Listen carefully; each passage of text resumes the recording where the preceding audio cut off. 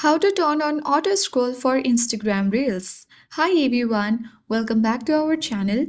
This is Rose and let's learn on how to turn on auto scroll for Instagram Reels. Without further ado, let's begin. Open Instagram app and sign in. Tap profile at bottom right corner. Tap three bar menu icon at top right corner. Scroll down.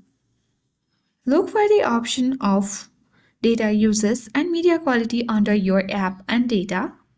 Select that and make sure you turn off button for data saver. Because when data saver is turned on, video won't load in advance to help you use less data. So if you toggle the button off, it will help you to turn on auto scroll for Instagram Reels. So that's all for today. I hope this guide was helpful.